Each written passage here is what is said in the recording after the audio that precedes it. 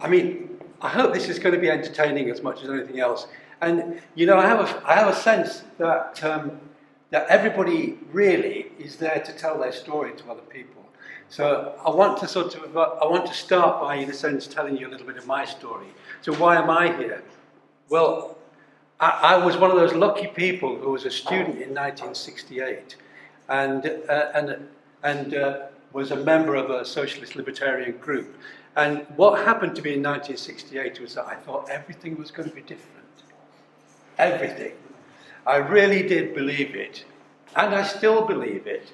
So that's one of the reasons why I'm here, and it's why instead of becoming a barrister, I became a potter. Went self-sufficiency. So yeah, I still got the beard, and the hair isn't quite as long. And those were 2 of the 6 children which I ended up having. Must be something to do with country life, I don't know. So, you know, the story developed. And so then, cut to maybe 10 years ago, and I'm running a business called Nature's Laboratory. It's a family business. The woman is my daughter, and the guy is my son. But that wasn't to last, and I'll come to that because it's important. So the other reason why we're here is breakfast with BioVale. I mean, Chris, you can use that if you want. Because and that is important because it was those breakfasts at BioVale and also a breakfast at Anglo-American's facility in Scarborough where a conversation started about what sustainability really is. Now, of course, we all know what sustainability is. It's to do with how we maintain our economic system, isn't it? You know. Oh, but hang on. There's like social responsibility as well. That comes into it somewhere. But where does it come into? So there were a lot of questions, and at one meeting, because I've been sort of rattling on about those values that I found in 1968. You know, the sense that we ourselves and our organisations are not just dominated by economics. They're dominated by our relationship with other human beings, and they're also dominated by our sense of purpose. You know, by the meaning that we have.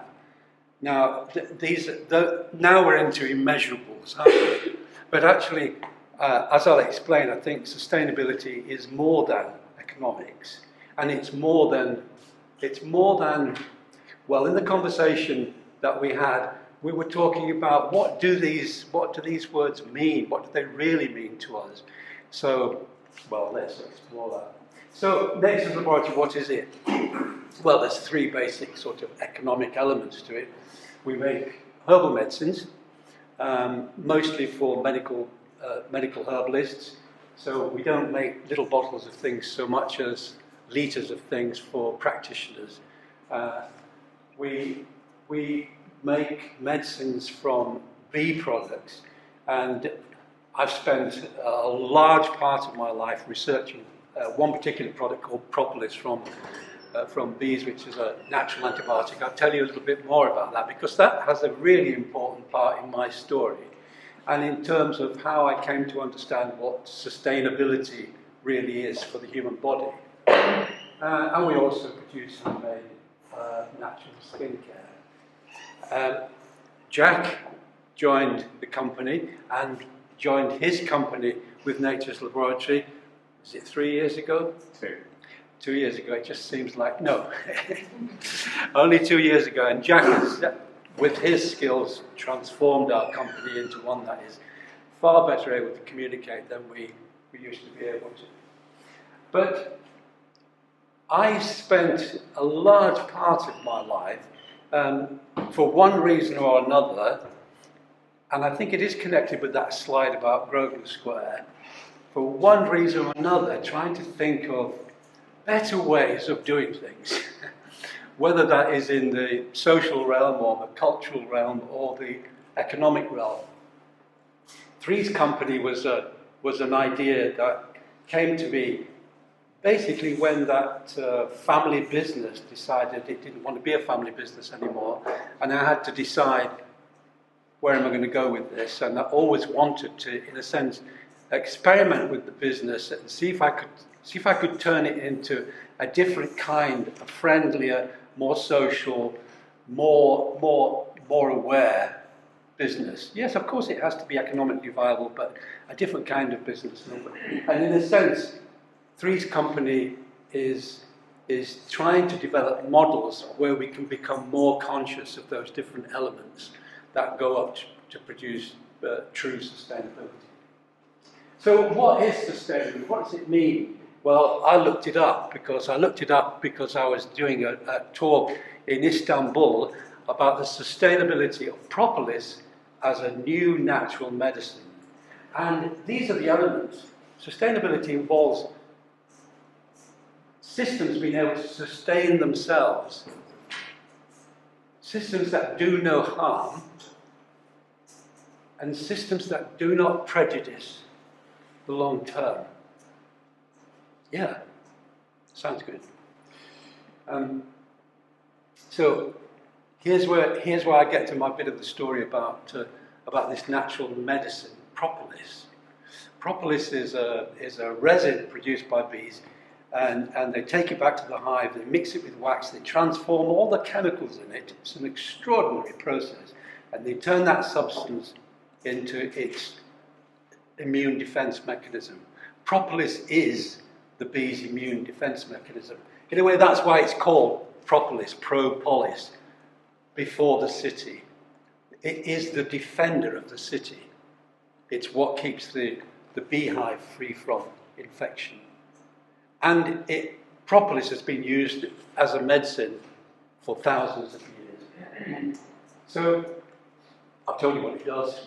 It collects those resins, it transforms them, and it elevates the whole into something which fulfills that.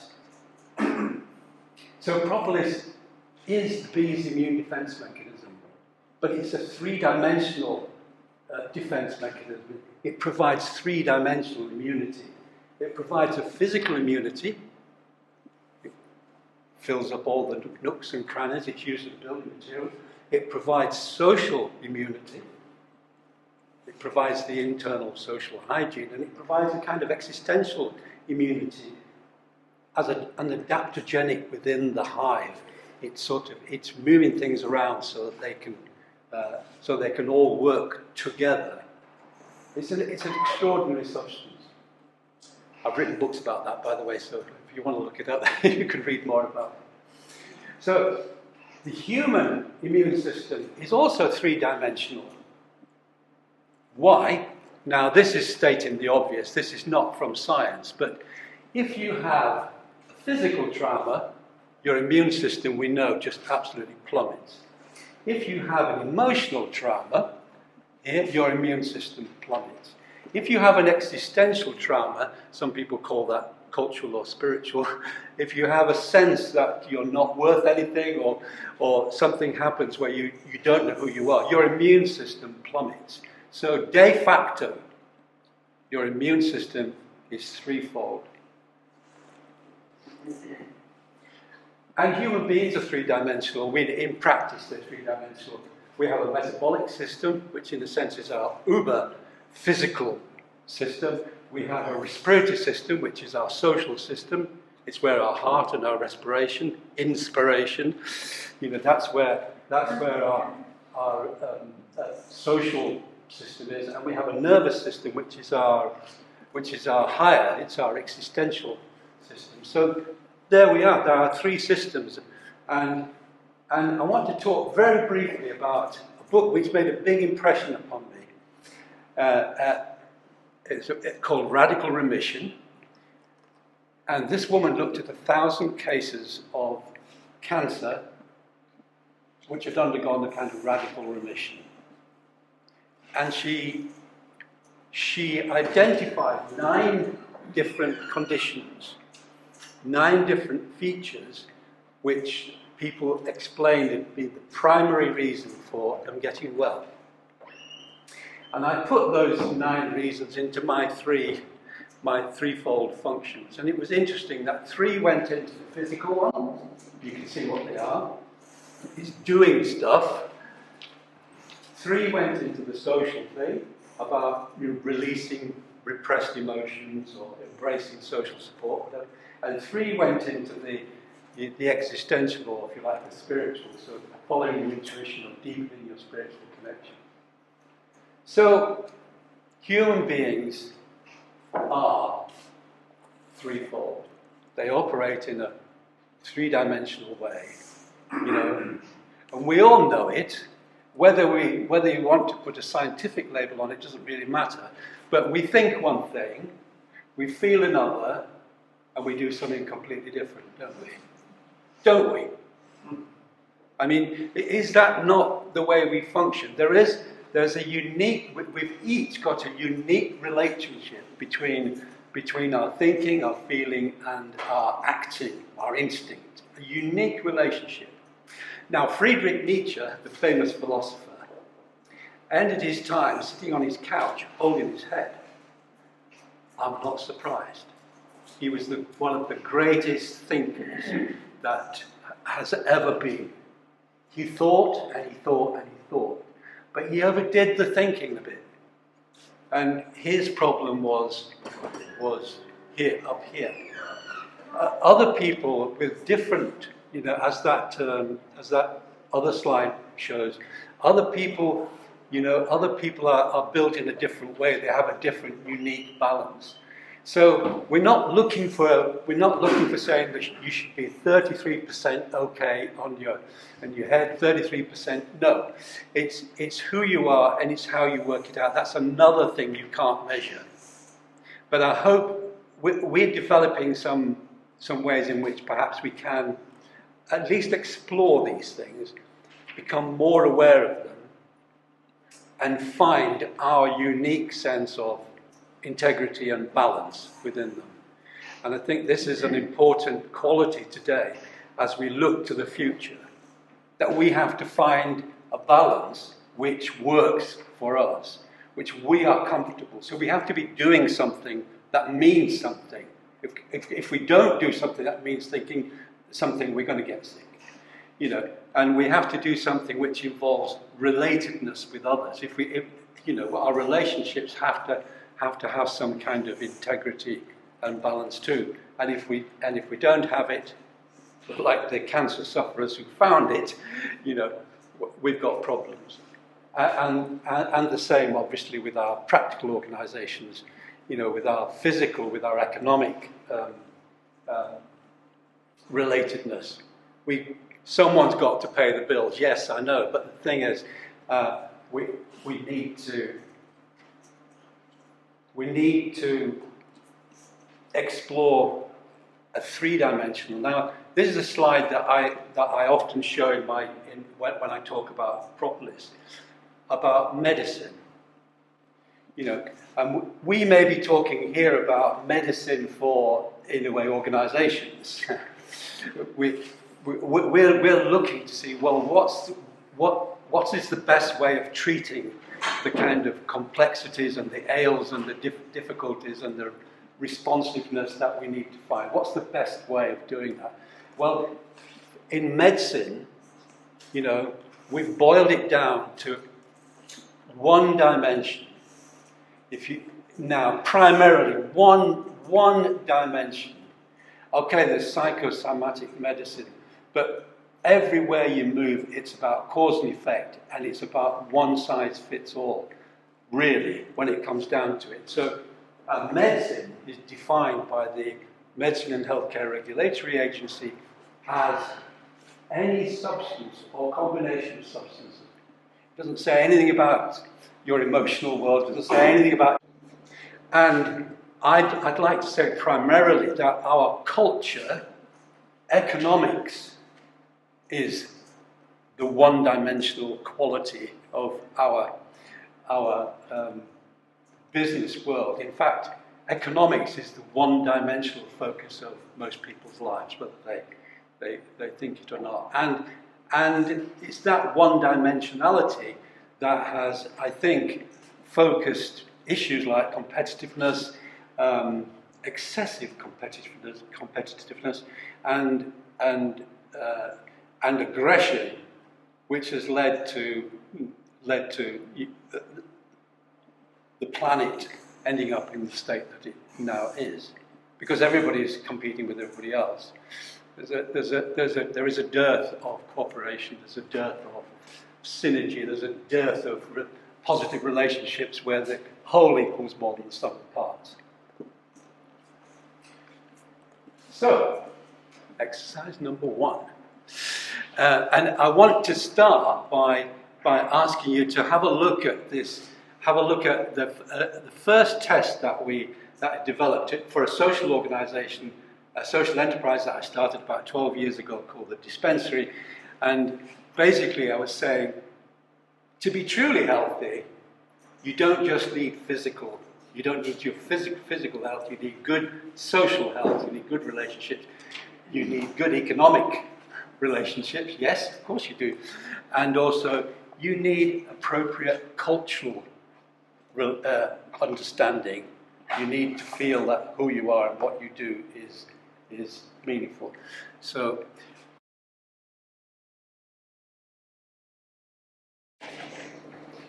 the thing about our personal health is in a way threefold. This is my assumption. But our kind of social world is threefold too. You know, we have our economic world, we have our social world, our social and community world, and we have our cultural and spiritual world. And you know, our cultural and spiritual world is what we think, the uniqueness of who we are, how we process the world, how we exist as a single I, as a self. And obviously our social world is about how we relate in whether we live in a community or whether we live in single nuclear families or whatever it is, whether we're married, whether we're not, whether we have. It's about social relationships, and of course our economic world is about how we resolve the problem of having enough or having something that we require to just physically live. Can we be warm? Can we have enough food? Can we have so our social world is threefold as well. And I want to mention somebody here who created a law, and he called it fundamental social law. There's a man called Rudolf Steiner. Now, you don't have to believe this, but you don't have to log in to Rudolf Steiner, but I'm determined that you're going to hear what he thought the social law was. And the social law is that the well-being of a community working together will be greater the less the individual claims the proceeds of his work for himself, i.e. the more of these proceeds he hands over to his fellow workers, the more his own needs are satisfied, not out of his own work, but out of the work done by others. Let me out. Anyway, you've got it now, you've seen it, so move on. He also said, every arrangement in a community that is contrary to this law will inevitably engender distress and want somewhere. Okay? Now, the reality is that we are unhealthy, I would say, as a culture in every realm. In our cultural and spiritual life, we've got what Durkheim called anomy. Nobody really knows. Nobody really knows. We've moved on from fixed points, and we're trying to figure out what our new space is as human beings. This is what philosophers have done since time began. They've kind of updated, how human beings see themselves. At the moment, we're not very sure. In our social and community life, read the newspapers. And in our economic and environmental life, I need to say nothing, because it's self-evident. But organisations, all kinds, are three-dimensional. They have a cultural and spiritual life, a meaning and a purpose. Certainly my venture, I like to think it does. It does have a social and community life, sort of relatedness with and without. And it does have an economic and environmental life, the physical and economic integrity that is needed to function. So, exercise number 2 is a quick peek at your own organisation's threefold health.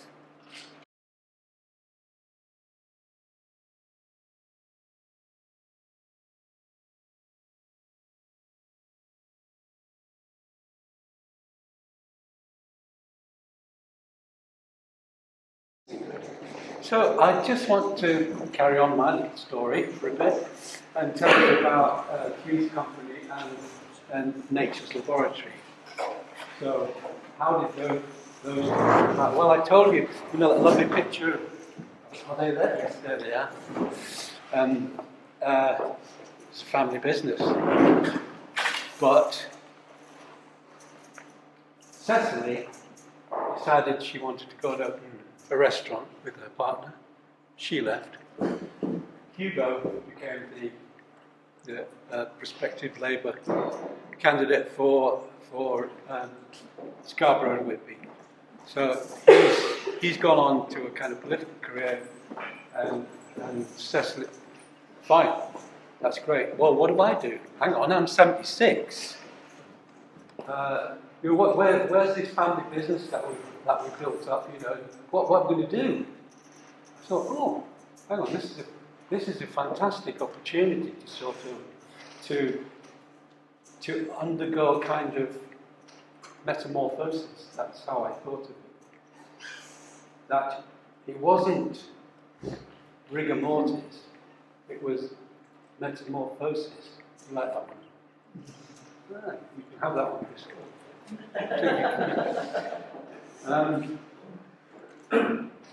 So, there we are. I was quite pleased that I produced this document called Navigating Change. This was for the then directors, who included my 2 children, and Navigating Change. And I said, look, here's what I'm thinking about. Are we dying? Is it death now? I mean, what am I going to do? Or are we just changing? My feeling, the metaphor of metamorphosis is another living reality in everything, absolutely everything. Just as organisations are living things, they're collectives, but your body is a very complex organisation which does things, like your immune system does things. It connects all the parts, and you don't even have to think about it, but it has been, so to speak, thought about. You have arrived at that. And there come times, and I think culturally we're in one of those times now, where the Roman Empire came to an end, didn't it? The Greeks came to an end. Things take their time. Things are appropriate in one time. Caterpillars don't stay caterpillars forever, do they? They undergo a process called metamorphosis. Everything goes through that process. I've probably said enough about that, but you can see how much. So I was asking that question: is it death, or is it change? So I looked at our economic world, our social world, and just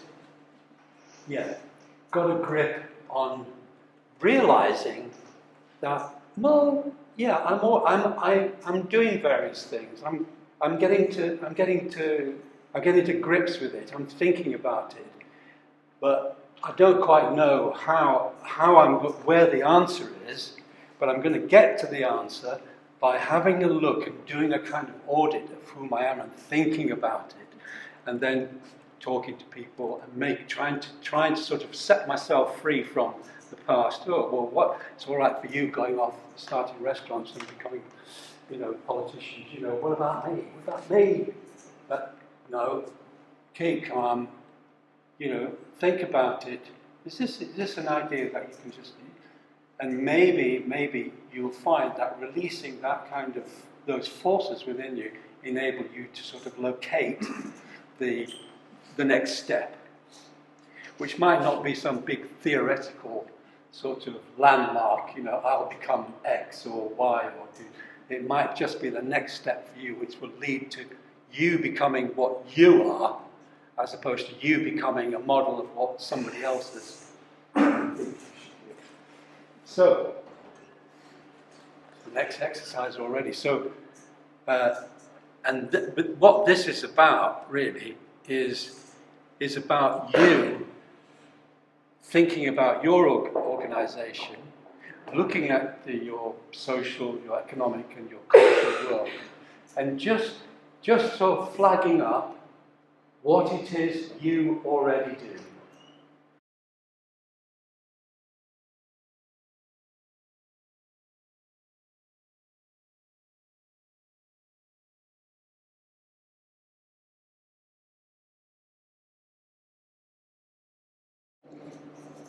I think it has to be taken quite lightly, not lightly, but obviously there's no right or wrong. It's kind of how do you relate to this? How do you relate to thinking about that?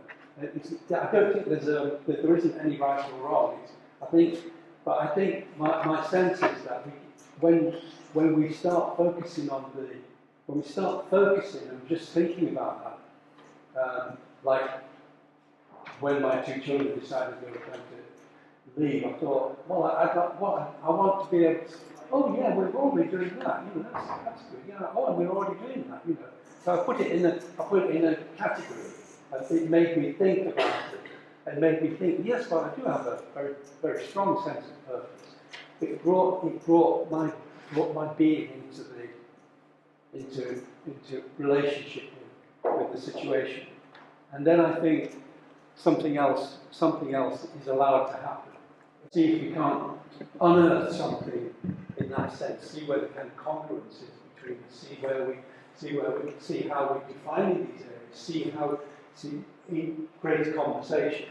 So you can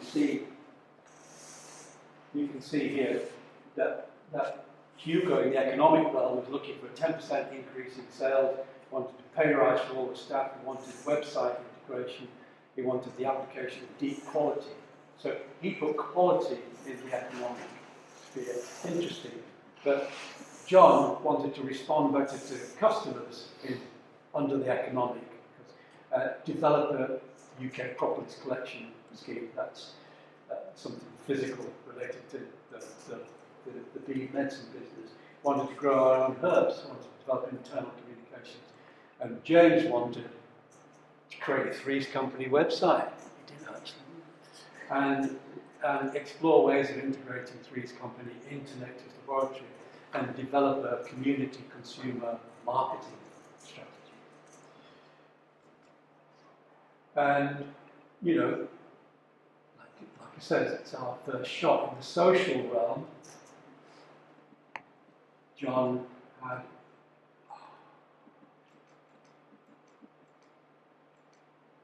John had unionised the staff, paid leave for volunteering, community giving policy, structured support for Nature's Laboratory, social policy. You get in the process. So you can see that there's no there's some sort of funniness about the categories that we're all putting them in, but that's partly because they. Like the personal health, they're all integrated. It depends how your process is. It's a kind of discursive process. This. So Hugo was about communicating with our customers, building relationships with suppliers, skill developments for staff, training programs.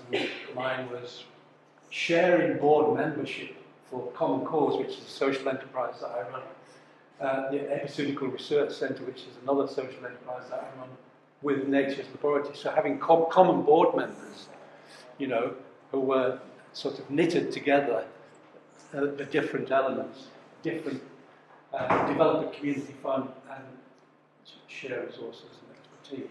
And then culturally, you know, John wanted to promote local herbs, develop community skills, community giving policy, promote the magic of bees, herbs and natural medicine.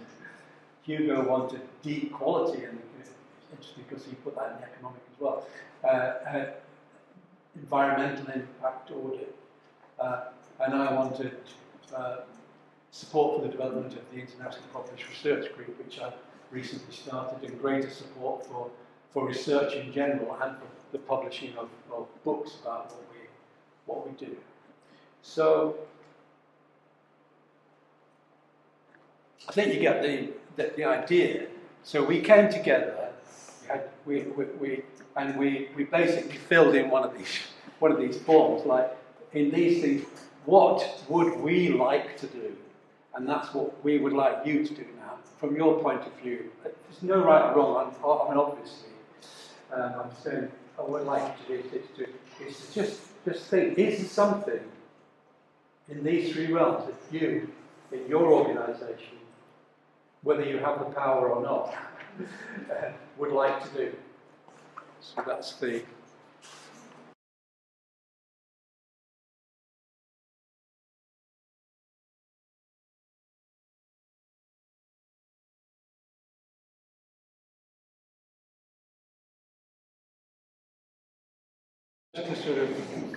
Just to reflect on what I see.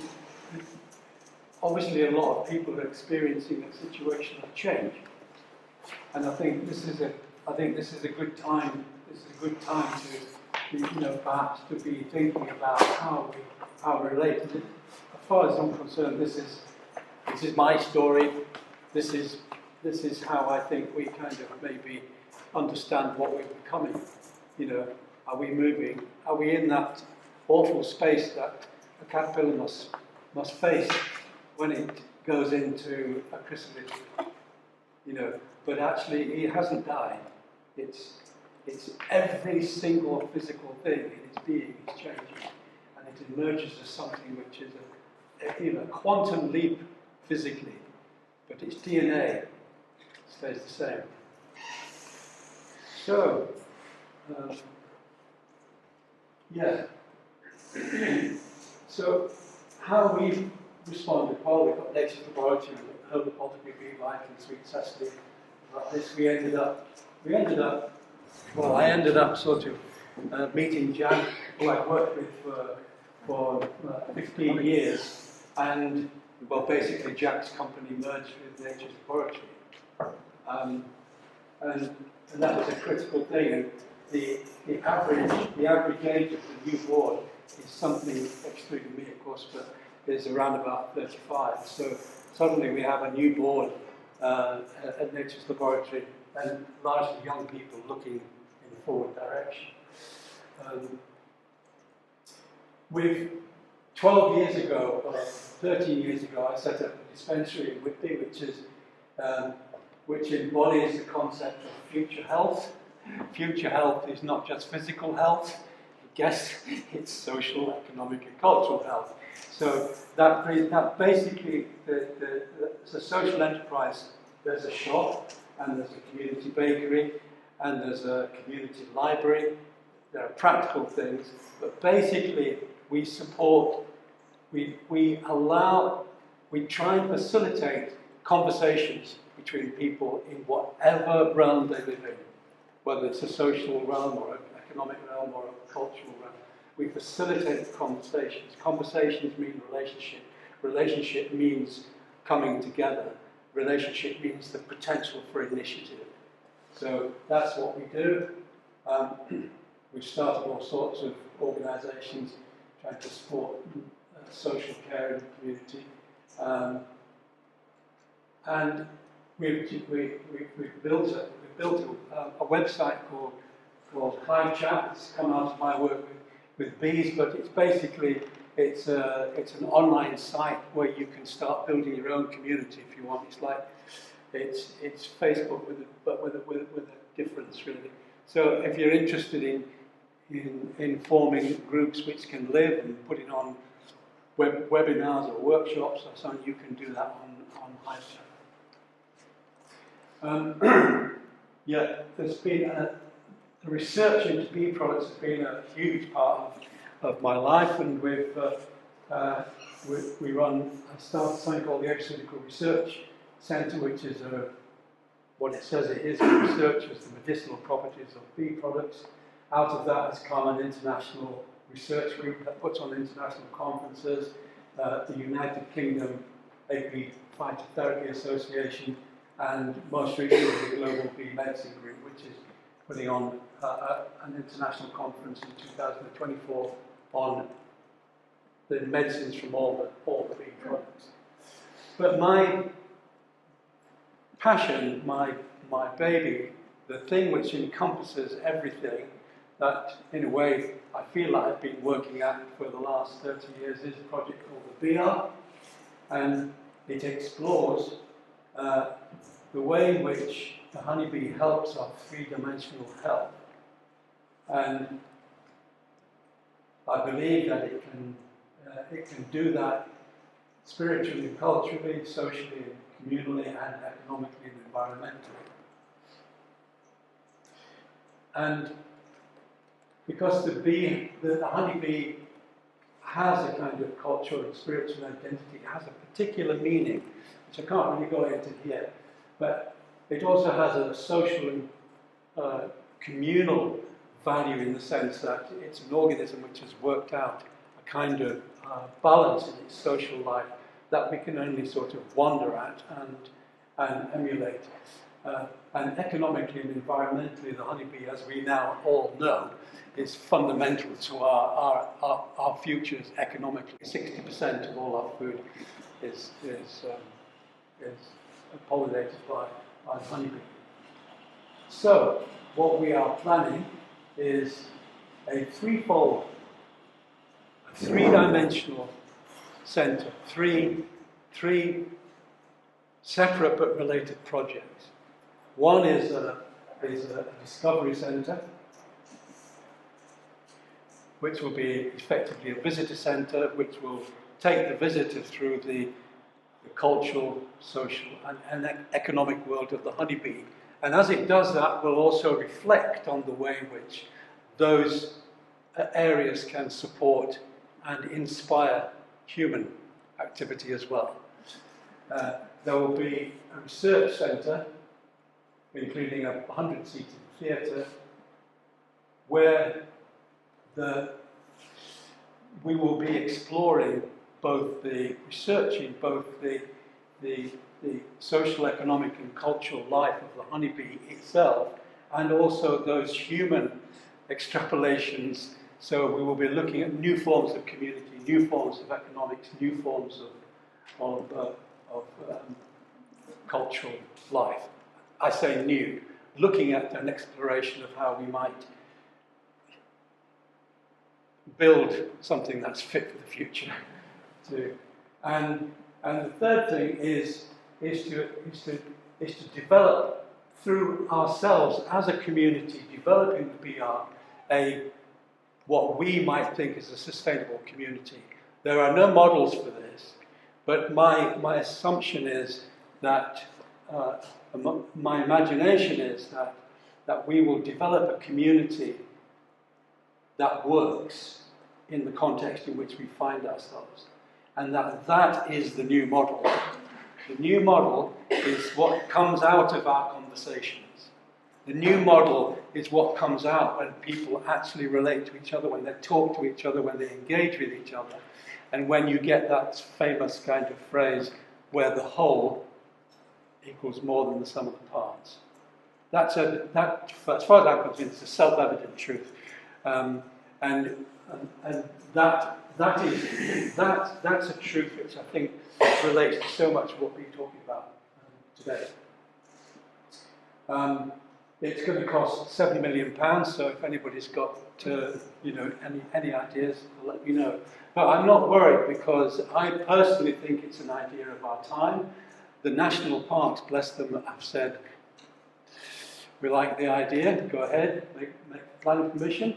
And yeah, that is, if you like, the cultural heart of my work. We have our business, Nature's Laboratory, with the brands. We have the dispensary, which is a social enterprise, runs the health food shop and the community bakery and then there's the B-Arc, which is the cultural element.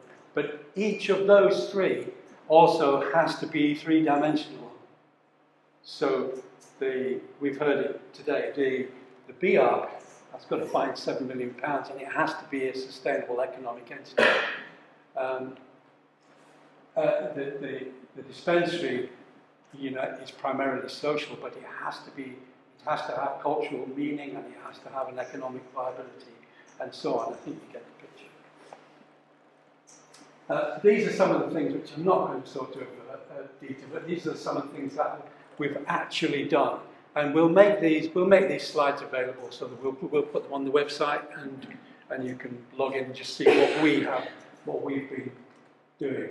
And the final step is, and I think, is that the question I think that I would like to pose through this little kind of audit is, what things do you think you might actually do next? So, we're moving somewhat from the cultural realm, thinking about it, somewhat into the social realm, talking about it. Now this is a bit, well, what are you going to do about it? Is this just an exercise and we've been to many of them, haven't we? Do we want to do something? Is there something? Is there sort of form of action that we think is the next? Is the next thing, not the vision, but the next step.